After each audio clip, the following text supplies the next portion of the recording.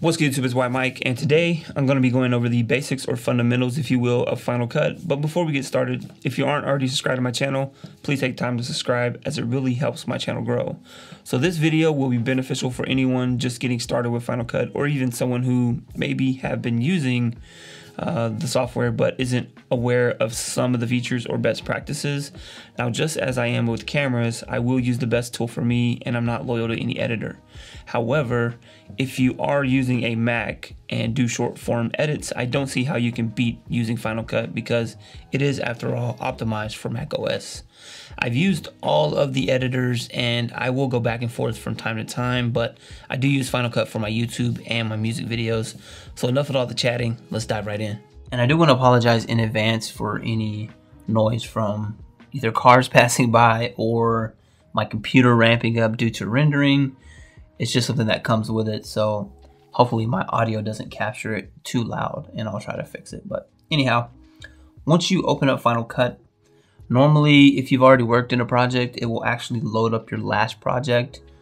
And I'm saying project, but it's actually called a library. I'm just used to project from Premiere Pro project, but it is a Final Cut library. So if you have one open, you can either close it or just create a new one if you're trying to follow along. So what we're going to do is do File, New, Library.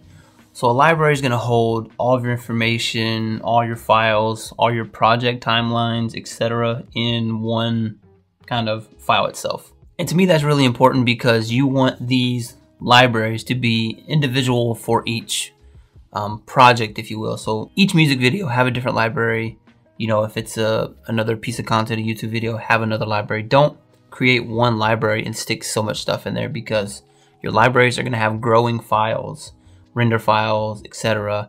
And those things are going to get really, really huge, and you're going to be losing a lot of disk space, and you're going to try to figure out why that is. And if you're not aware, that's exactly what's happening. So let's just create a few examples here. So I'm going to say music video 1. Then I'm going to create a new one, File, New, Library. I'm going to say this one's going to be called Music Video 2. And we'll create a new one for the tutorial. We're going to call this MV Tutorial. So you see, I've got 3 libraries here on the left side. Now each one of these would contain the different video files for each library. Now you don't have to keep these all open at once. But again, I would keep these separate, and I'll show you why a little later in the video. But it's kind of very important that you do this. So if I don't want to work on music video 1, I just close the library. If I ever need to reopen it, I just go to File, Open Library, and then it should be in here, you know, as a recent. So I can open up music video 1. So I can close that one back out by double click, close library. Same thing with this one. If I have another library that I want to borrow a file from, all I have to do is open it up. I can drag that file into my new library, and then I could even close it out. But so if I want to do File, Open Library, I'm going to open up the A7S3 video that I've been working on. And if I click into this, you'll see that I have all my files laid out here. So all of my files are within this library. My timeline's here. So if I double click on this, my timeline will load up. I have any of my synced files. I have my sound effects, you know, intro, outro, images, any epidemic sounds that I use, etc. All of those are all going to be within this library. So like I said, it's important, even though you can have projects inside of a library, that each library is its own piece of work or project, if you will, like a music video, etc. I know those terms are kind of interchangeable, because a project in Final Cut is one thing, but a project in the real world is like a music video. To me, is a project. So we'll close out the S3 one. Don't need it, just to show you how kind of the information is contained in there. So once you create your library, you can see if you expand, there's smart collections, and then there's also events. You can rename these events by clicking on it and just say tut event. Your smart collections are going to be like showing you all videos, anything like audio only, favorites, and I'll show you how those things are kind of done within your library, but it's just kind of automatic filtering, if you will. So So once you've created your library, over here on the right side, you can actually look at some settings. So you can hit modify if you want to change like the actual color processing. I usually use standard, but if you're for some reason editing in HDR and you want to take advantage of different HDR tools, you can do that. Even when I work with raw HDR footage from my S3, I'm usually in standard anyways. So storage locations, these are also very important, and this kind of helps you with managing your files. So media, you definitely do not want it in library. You want to actually have your media in a specific external media folder. So for me, I actually created these folders here called FCPX or Final Cut Pro X, Cache, and Final Cut Pro X media. And for every single project I do, I throw in my media and cache files into these folders. And the important thing here is that you can see that my cache files for these different projects are pretty massive. So for the A7S3 video, it's 102 gigs. That's just cache files. And the same thing for my FX3 video. And you know, this is the tutorial we're working on now. It's already at 229. Well, actually, this is an older one, so I can actually delete it. So as you can see, I just saved myself disk space. Same thing with the FX3. I've already edited this video. I've already backed it up on my cloud. I'm no longer working on this project at all.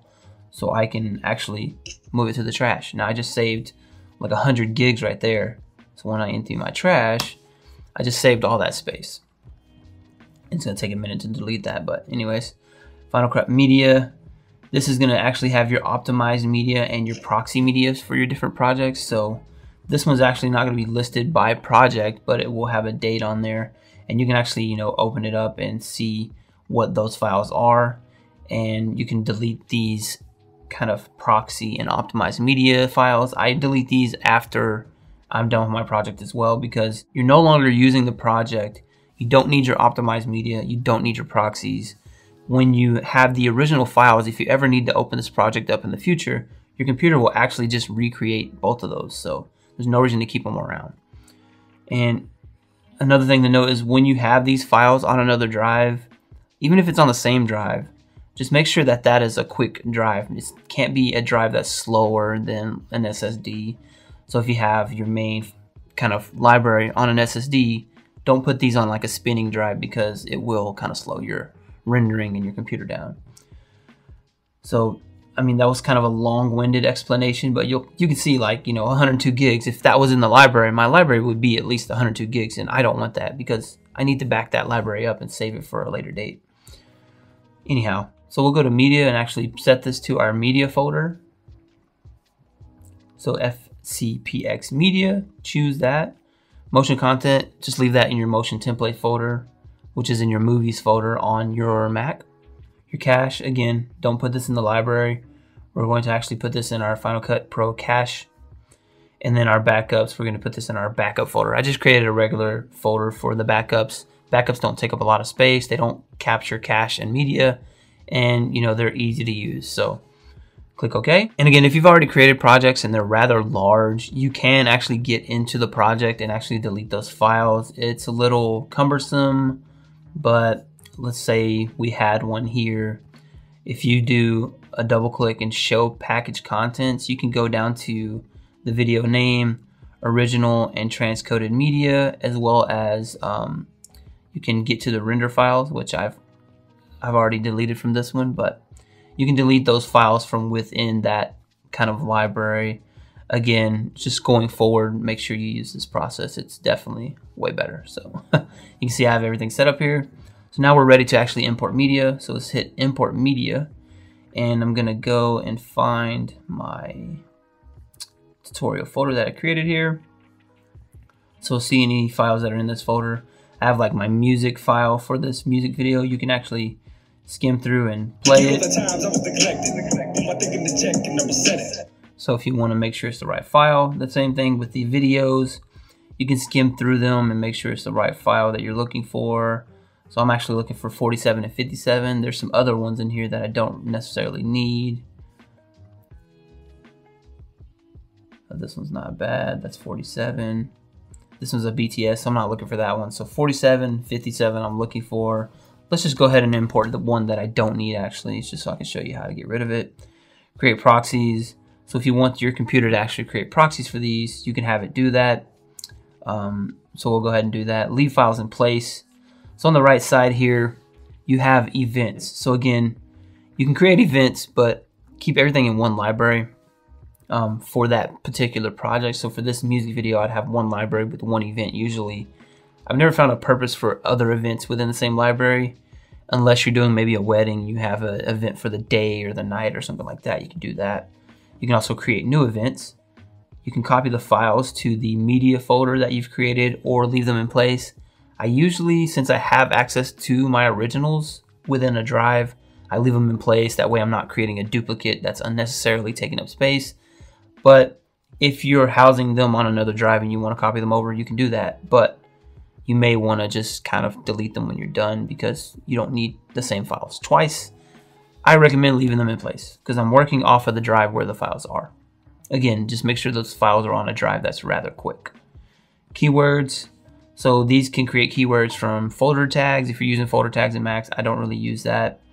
Or from the folder structure. So it'll create tags based on the folder structure that you have. I usually just leave it on from folders, though I don't really use the keywords all that often. You can even analyze your video on import. I never do this, but you can balance color, find people, transcode. So again, create, optimize, and proxy media. I usually have both of these checked, but just for this tutorial, I'm only going to create proxies.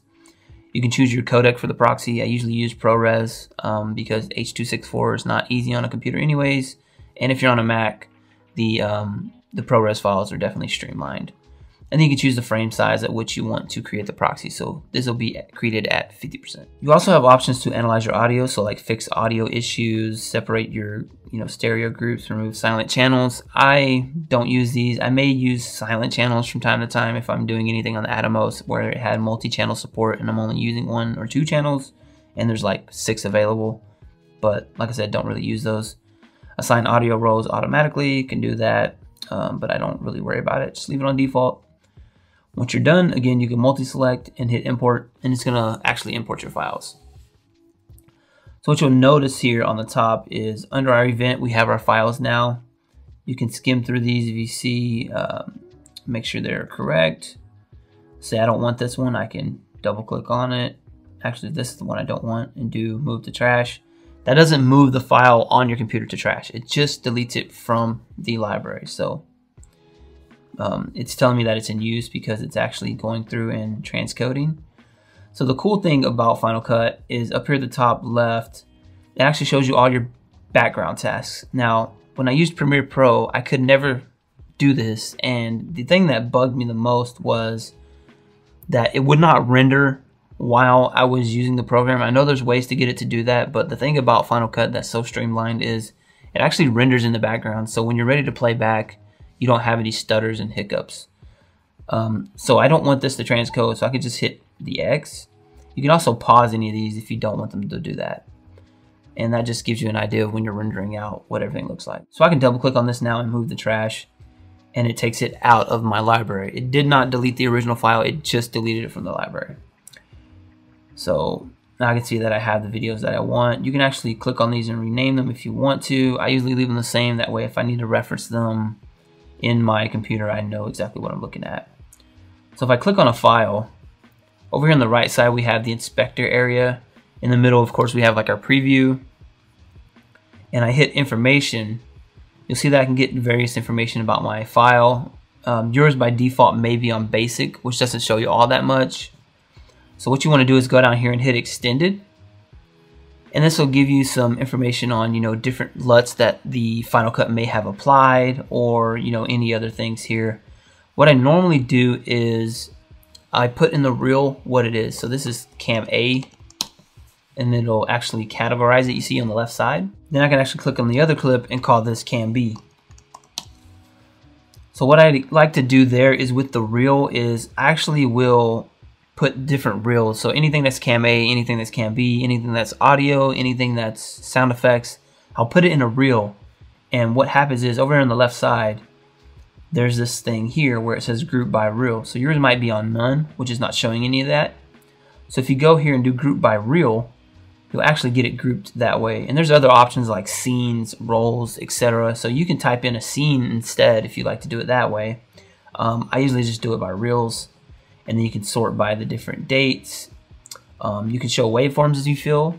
I don't usually do that, but it comes in handy if you want to know which files have audio, which don't. But usually all my files have at least scratch audio.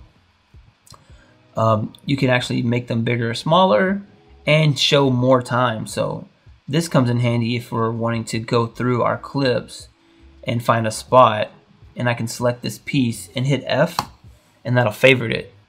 So if I were to favorite a few clips of this, and again, I'm just clicking and dragging. And if you want to go back to a favorite, click on the green bar and it actually highlights it. And up here at the top, now if I hit favorites, all I see are those clips of the favorite pieces. So you can go through a very long clip and actually find only the pieces you want to use, which this is useful for B-roll for sure. If you just find the pieces you want to slow down for B-roll, you don't have to have this 10-minute clip that you bring down in your timeline and kind of slice it. You just pick the favorites, and now you can just drag these favorites onto your project. So that comes in handy. So definitely something you need to use. A lot of people don't know about favorites, and it's one of the powerful pieces of Final Cut. So I'm actually going to take these all the way down to just thumbnails and make them a little larger. Which also reminds me, the button next to it, I can actually change this view where I get a list instead. The list view is convenient if you want to actually go through and see the file here at the top. But I'm all about kind of optimizing my space, so I normally leave it on this, and then I I'll close some things up, move your little tiles around, and resize your windows. So the other thing here is about the LUTs. So I don't like Final Cut assigning LUTs to my footage. Now you may, but I personally don't like the LUTs that it applies. It does never work out. So you see like this black kind of shadow around this blue light. It shouldn't be there. So I'm going to take the raw to log conversion LUT off, and then I'm also going to take off the camera LUT because I don't need this either. You can see that kind of black shadowy area is gone, and it may be because this is HDR and I'm not working in an HDR workspace, but I have my own LUTs and I want to apply them, so I don't need Final Cut doing it for me. But if you do like it to do it for you, then it's definitely an option. So I've changed it on both of these, and now my footage looks pretty normal to me, honestly. All right. And again, if you want to turn any of these panels off, up here at the top right, you can actually turn off everything from the top to the bottom, as well as the timeline. So that can come in handy. And then you can even move like your library for your media files, or even your scopes and stuff, onto another monitor if you're doing like multi-monitor kind of workstation stuff. All right, so now that we've got our clips kind of figured out and organized, we also need to go back and import our music because we totally forgot about that. So now we got our track here. And again, under Smart Collections, all video, I can say audio only, so they come in handy. And then, just a way to kind of keep everything organized. So I usually stay on my actual library view, which shows me everything. So we're going to go create a new project. So we're going to call this Tut Project 4K. You're going to pick which event it needs to be in. Again, I usually just use one event. You have starting timecode options. You have options for your video size. So what I'm going to say here is, on video size, you want to always use 4K unless you're shooting something higher than 4K. If you're shooting 1080p, anything else, go to 4K. Even if it's upscaling, you're going to get better kind of rendering and better quality videos, especially on YouTube with the compression. So 4K is where it's at. Now for my YouTube videos, I actually use a custom, which is 3840 by 1920. And that just gives me the wide look without putting in fake black bars, which I am totally against. And it allows you the widest you can go on YouTube without any end cards. So that's just something to note. But for the sake of this video, I'm just going to do 4K. All right. You can pick your frame rate as well. 2398 or 24 is normally what you're going to use. 24 probably in the cinema world. Do not put this on a 60p timeline, especially if you're doing slow motion. I think a lot of people get this wrong and don't put it on the right kind of frame rate for their timeline. Rendering, I just use 422, but you have other options. Audio, stereo, and then the sample rate. Once you're done, just hit OK. So now that we have our project or timeline, if you will, you can see it shows up here at the top. If you click on it on the right side, you can modify and make changes. So if you ever want to change the actual resolution, you have that option, and it should actually conform all your video to that new resolution. You don't have to go and actually individually upscale clips like you would probably have to do on Premiere. I don't remember exactly, but you have the option, you know, to look at your different information here and change them. So that's pretty convenient. So now that we have our timeline, we can go in and drag our clips in. Again, if you have already figured out which pieces, like going through your favorites, that's normally the first thing you do is like cull your footage. You can actually just drag these in like so. You can even pick pieces of those favorites to drag in, you know, top to bottom, etc. We can actually look at our stuff. So Shift Z actually expands it. You can move this up if you need more space. Over here on the right side, we have view options here as well. So you zoom in, zoom out. Again, Shift Z would be to kind of expand to the extent. You can zoom in and out with your trackpad, but Shift Z is definitely a good one to know and utilize. You have the options of what to show. So audio only, you can do kind of nothing, video only, or what I like to use is kind of in the middle, where it shows a little bit more of the thumbnail and a little less of the actual audio waveforms. You can also show like angle names, clip rolls, any different lane headers, if you will. I don't really use a lot of that stuff, but just some stuff to know. So if I want to actually make this smaller, I can, so it fits more on the screen. So a lot of people get confused about the magnetic timeline. So as you can see, if I pull this clip away, it just magnetizes. Now with like Premiere, you don't get this, but the reason this works this way is it kind of keeps everything organized in your main timeline. So you'll notice that on your timeline, there's this big black bar through the middle. That's the magnetic piece. So anything there is going to be magnetized. Now, if I were to cut this top clip in half, it would actually not magnetize. It will magnetize to the things below it. So you see that line there, it kind of aligns it up. If you ever want to turn that off, you just click this button and it's off now. But I usually have it on because I like to line up my clips and it's really convenient. So if you have an issue with the magnetization here on the main timeline, all you have to do is insert a gap. So if I were to cut this and actually delete something, if I do Shift Delete, it'll leave a gap. So a gap is kind of like a blank area, which you can expand. So if you grab the edges, you can actually expand a gap and make it bigger. Now what I usually do is on my main timeline, I leave the video as is and I'll just throw clips on top and bottom. I'd never really have gaps unless there's like a specific purpose for it. I know people like to have crazy timelines in Premiere, but I mainly edit in multicam and it keeps it so clean. It's like a single timeline, maybe some B-roll on top and bottom. And of course you have like your sound design, but you can actually compound and clip all that stuff and kind of keep it nice and organized because you can actually figure out where stuff is. So like I said, this will actually magnetize here. If I delete this, it'll magnetize. And you'll see as those clips disappeared, the reason that happens is each clip has a little node hanging from it. It's kind of hard to see maybe, but this little node means it's attached. So you see it's attached to this kind of gap here. So if I move this and attach it or associate it to this other clip, when I delete the gap, those actually will stay. So that's kind of important to know that what's attached to what with those little nodes at the top left corner of each clip. That's how it associates itself to your timeline, and it's really important, especially if you're removing clips, because you don't want to accidentally delete something. All right, so you see from here it goes from here to this clip here, but you know, if you want to disable something, hit V, and now I've disabled that clip. You can adjust audio by just grabbing it up and down. You can even separate the audio from the video file by double clicking and doing detach audio. So that comes in handy if you just want to remove the audio altogether, or something of that matter. Some other things is if you have audio, you can actually feather it here. So those are pretty cool, especially if you're like putting two clips together where you had to cut out a piece of audio. You can feather those out so that they kind of blend a lot nicer.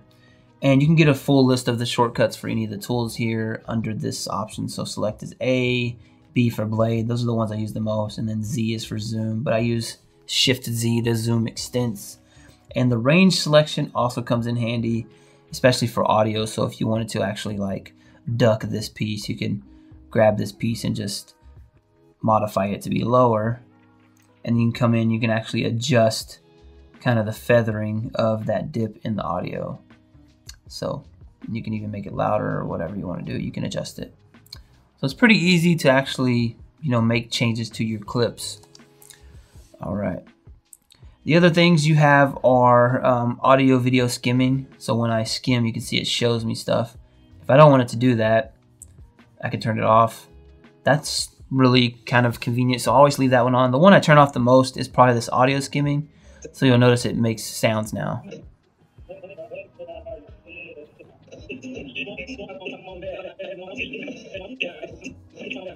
But I mean, it comes in handy sometimes if you want to know the audio. But sometimes it's just annoying, especially during tutorials, because I'm trying to talk and it's going off crazy.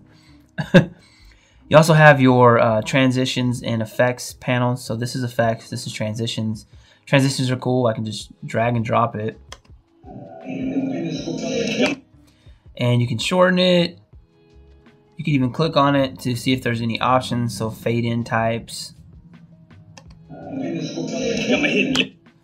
All right. And then you can also delete them and copy them to other clips. Effects are just where you can get your LUTs, audio effects, all that good stuff. And then you can also save your own effects, which I'm going to show you, which is really convenient. So if you do a grade, you just save that grade, apply it to your clip every time. You don't have to worry about it. And that's what I do for my YouTube videos. Once I'm done recording, I'm just going to drop my saved grade on this footage and be done with it. It takes me literally like 1 second. All right, so we're going to actually get into actually editing this video the way I want to edit it. And what I'm going to do is select all these and just delete them. So what I want to do is actually go back to all clips. So select my audio, my video. I'm going to double click and I'm going to do synchronize clips. And what this is going to do is let me actually sync the video and audio files together so that it's actually in line. And it's going to actually put them on their own little kind of portion of the timeline. So what I'm going to do is actually say this is synced. I'm going to use our audio for synchronization. You can pick all this other information. We're going to say 4K, of course. It kind of looks just like a project because it's actually going to actually create a project. And hit OK. So it will show up as like a video clip here. But again, I'm going to go to information. I'm going to say this is synced. I'm going to change this one to music. And if you double click on this synced one, you'll notice it opens up a new project. So we have a new project called synced. And I can actually just work off of this project. I don't have to go back to the other project. But if you are in the other project, let's say you just had one clip here. So I can actually just say I want to delete this one out. I don't need it anymore. So it's one clip, one audio. I'll just drag this in and now my video is here, the full video. If you double click into this, you can get back inside of here. So you can make manipulations within here without actually, doing it here. So if I want to modify the audio, I'm going to go inside of my actual new project file rather than going on my base project file. And this is what I'm talking about, keeping it clean.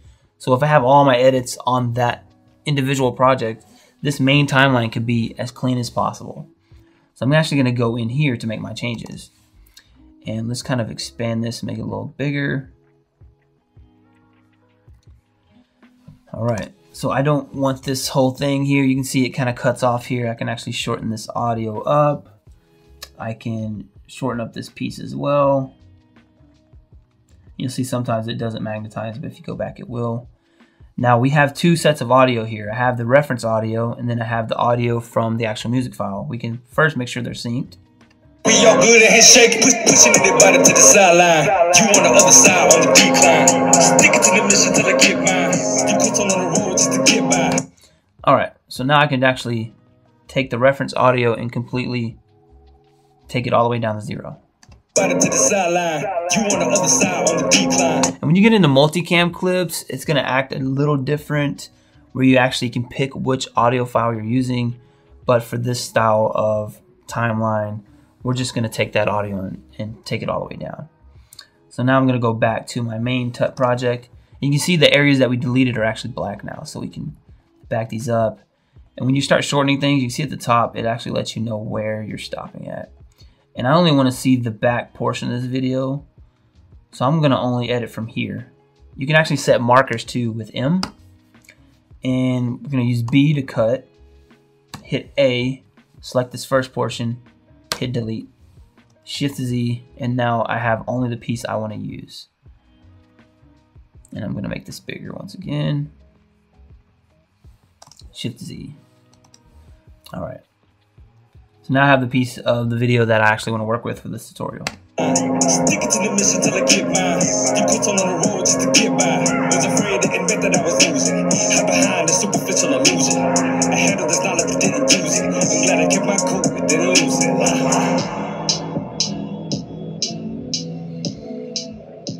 So a few things I want to do here is actually feather the audio in and out by grabbing them and dragging them off.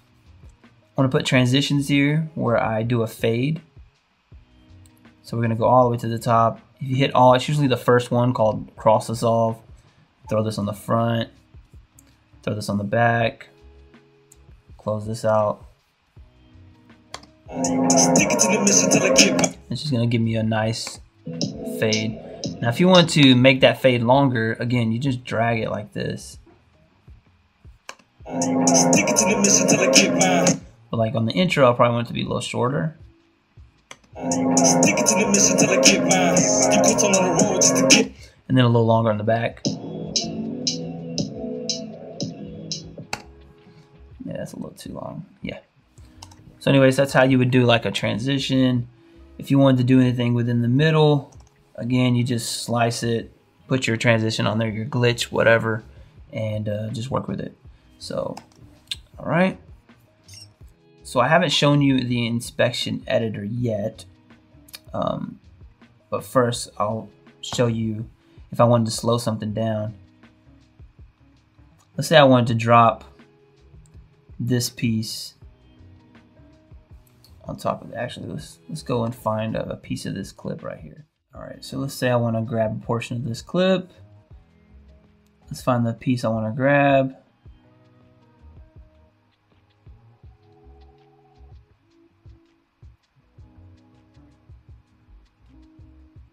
So I'm going to grab this piece right here. I could just grab this and throw it on top of my clip.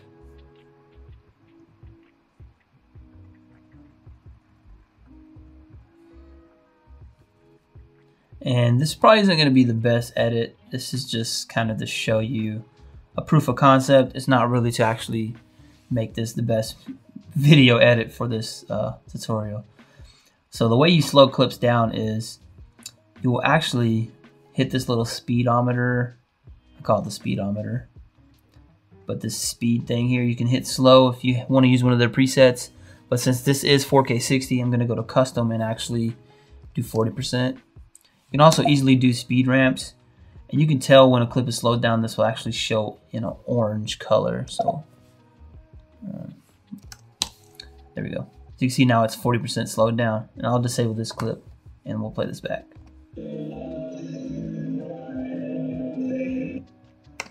All right, you can even expand it.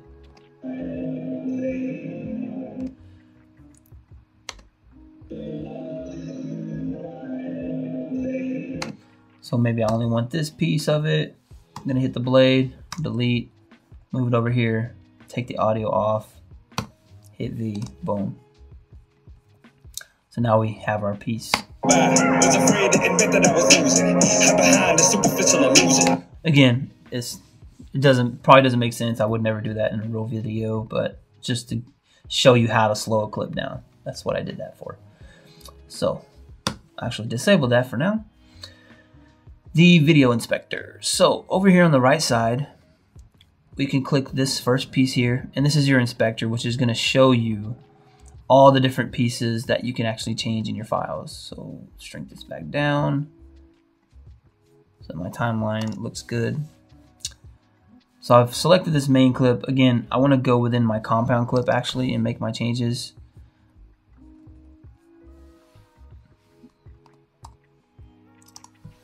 So once I have the clip selected, I'll see different options. So you can have a blend mode if this is something that's overlaying another one. So these blend modes are like something you can see in Photoshop. Your opacities, any positions, rotations, so you can zoom in, scale, etc. And you can even use these nodes for keyframing, which I'm not really going to cover here. Crops, distortion, you can stabilize, account for rolling shutter, any of that stuff you can do here within the inspector. The second tab here is actually going to be for any additional grading or adjustments you want to do. So like these are like adjustment layers for color boards, color wheels, color curves, hue saturation curves, different things like that. Then you have your audio. So if you want to make any audio changes, you have some audio tools you can work with, and it actually has a lot of features. So those are what these different panes are for. So if I click on my clip, I actually want to apply a LUT or a look. So I'll go here to my effects panel, and I'm actually going to type in LUT. And I'll drag this custom LUT over here on top. And I actually want to do it twice because I have one for my Sony conversion, and then I have one for my kind of look and feel, if you will, or my artistic grade. I'm going to close that panel over there to the right. And you can see under LUT, the first thing I want to do is actually select my Sony LUT. So under technical, S-Log, I'm actually going to use an S-Log 2 LUT I really like.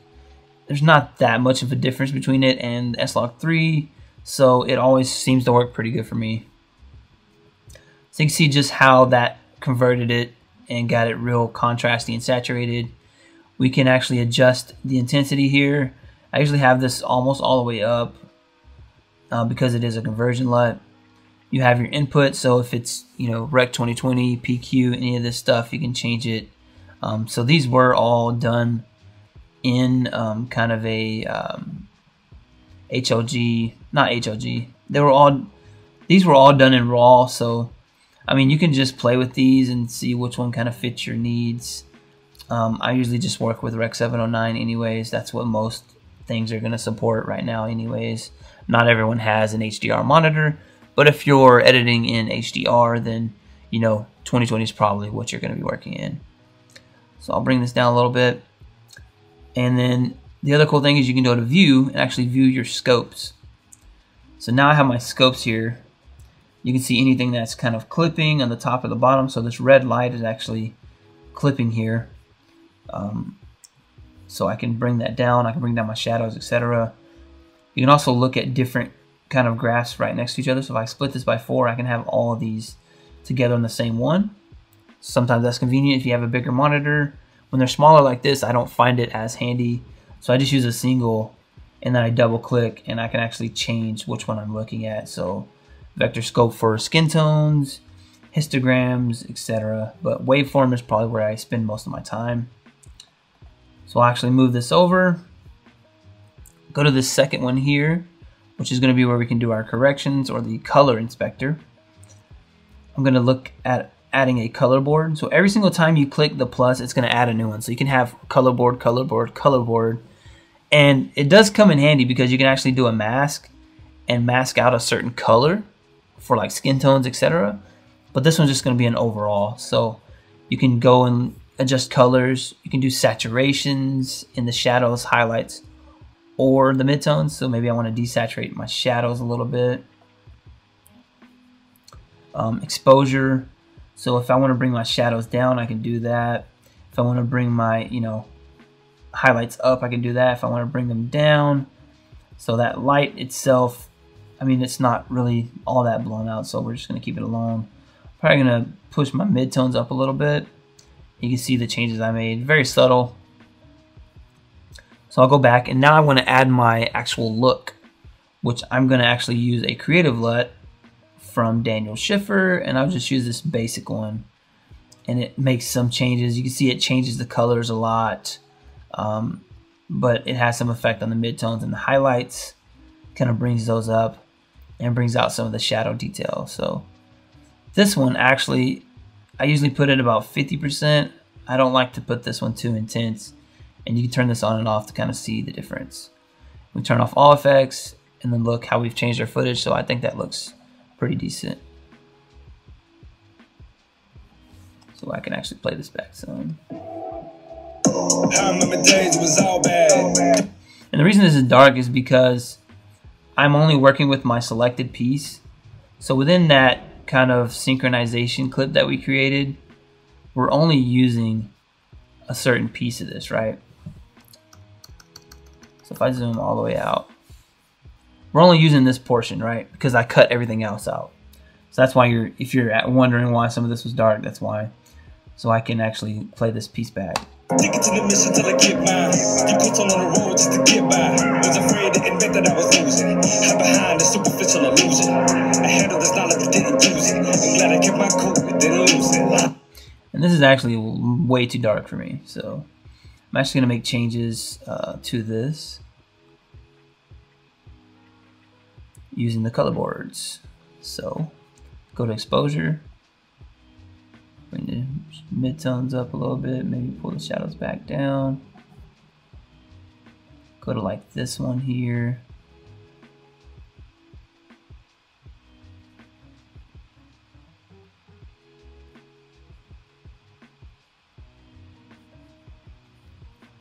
All right, and again, I can bring this down too if I see fit to maybe help out with some of that.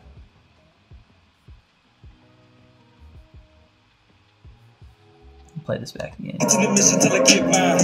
You put on the road just to get by. Was afraid to admit that I was losing. Hide behind the superficial illusion. I handled this knowledge but didn't use it. I'm glad I kept my cool but didn't lose it.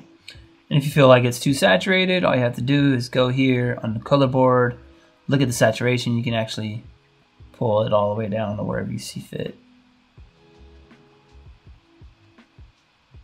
And then of course, just desaturate certain pieces. So maybe I want my highlights a little more saturated, my midtones kind of in the middle, my shadows a little less saturated, but I'm actually gonna move those back up. All right. And I'm not trying to get correct skin tones here or anything.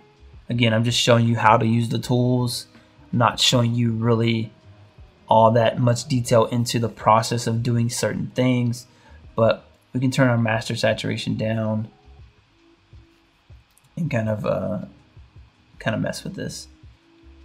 So on, off, I think that looks fine. Then actually turn my scopes back off, replay it. Take it to the mission till I get mine. You put on the road just to get by. Was afraid to admit that I was losing. Hide behind the superficial illusion. I handled this knowledge but didn't use it. I'm glad I kept my cool but didn't lose it. And one of the things that I really like about Final Cut is that any of the transitions that you put onto your clips actually manipulate the clip. So with Premiere, it's more or less just overlays. And then if you want to manipulate the clip, you got to go into After Effects. But if you put a glitch on a clip for a transition in Final Cut, it actually will distort the pixels and it's more kind of realistic. I just wanted to bring that up. I know it's not a part of what I'm doing right this second, but just something I wanted to point out. But let's just say that we have our grade the way we want. This looks good to us. All we have to do now is go to Save Effects Preset. And I'm just going to say this is Tut Video Grade. And you can see you can pick anything that you want to save. So I want to save all my LUTs, my color board, anything you want. You can even say stretch to fit, maintain timing. The timing piece is only if you're doing keyframing, but I just leave that normally. And then you have categories. So you can put this under any of the different categories you want. I have one called White Mic that I actually created, and I keep all my stuff in there. So I'm going to hit save, and I'm going to show you how this is useful because now I have that slow motion piece, right? Let's turn it back on. You'll notice this one isn't graded. So what I have to do now is go to my effects. So I'm I'm going to actually go in and type in TUT. And you see I have TUT S3 V2. If I kind of hover over this, it'll show me what that looks like. This is the one I just created. I can even look at this tutorial one. Like, that one's really bad. So this is the one I just created, right? And now all I have to do is drag this. Boom. I'm done. And let's just throw some transitions on this crappy B-roll, or crappy excuse for a B-roll that I have. Let's pick some YC transitions. Let's do a RGB Quake. Make them shorter. Was afraid to admit that I was losing. Hide behind the superficial illusion. I don't know, it's a pretty crappy B-roll transition. I don't have any B-roll to put in here, so I'm just showing you how to slow it down. Anyways, we have this all ready to go. Everything looks good. Again, I've showed you how to look at all this stuff. If you wanted to like pixel peep, you could, you know, do view. You could do the zoom here and do like 200, for instance, and move this little square around and look at the shadows, whatever you want to look at. Look at any noise. You can actually put grain in your video too. I believe there's a grain effect already in Final Cut. Film grain. Throw stuff like that on there. And it has like a default that it comes in as, like it says 100%. Like that's realistic or iMovie grain. I mean, there's some built-in stuff in Final Cut. It's pretty cool. You don't always have to use it. So I can see the difference there. It's very subtle. And I probably wouldn't put this at like 100%. So would I have that at 18%? I'll probably put this one at 18% as well.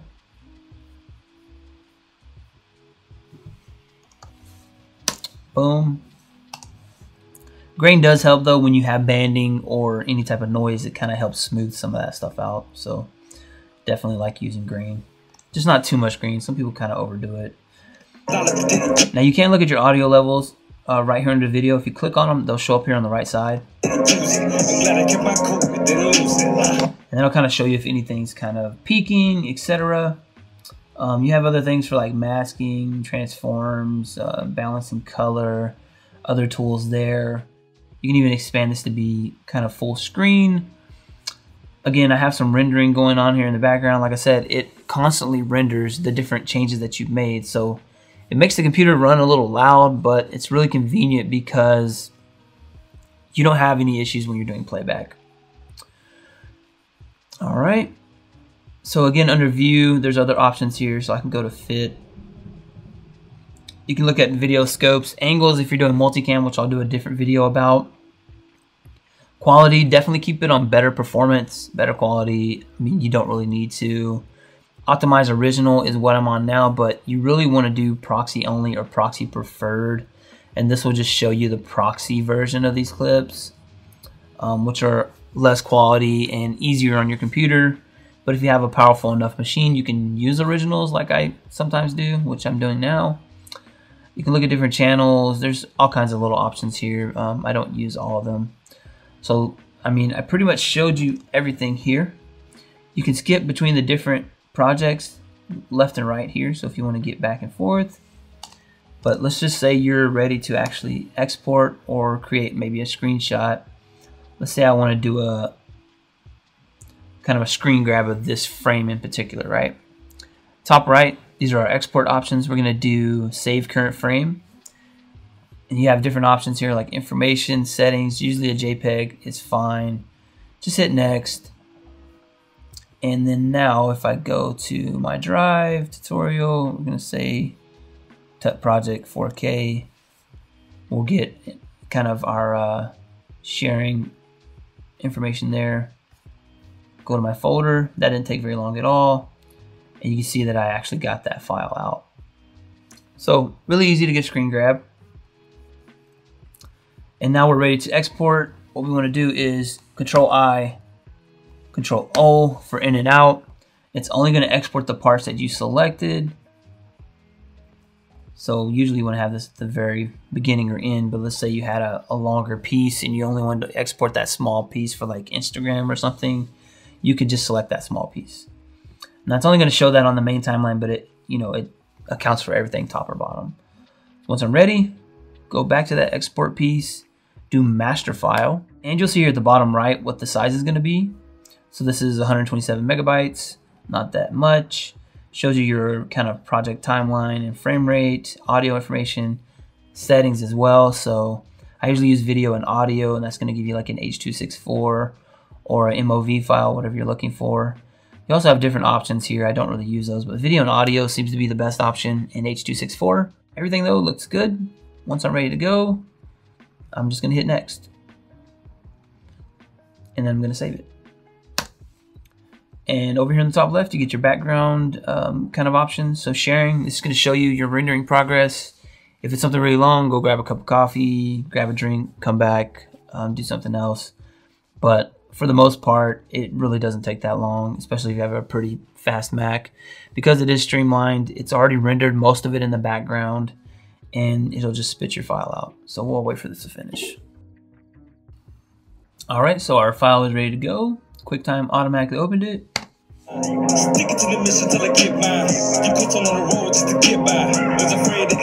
So our crappy B-roll shot.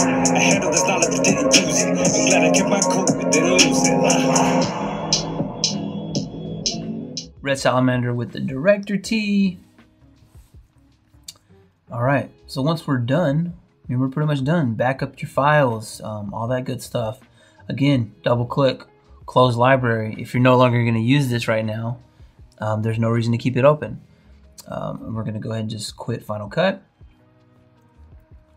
And I want to show you something. So now if I go back to my drive, and I'm going to put this back as a list, and I go to my cache, my media folder, you'll see that our tutorial was just about 19 gigs. So instead of having this cache in my library and backing up a library that's over 20 gigs, there's no reason to keep this cache, and we're just gonna delete it.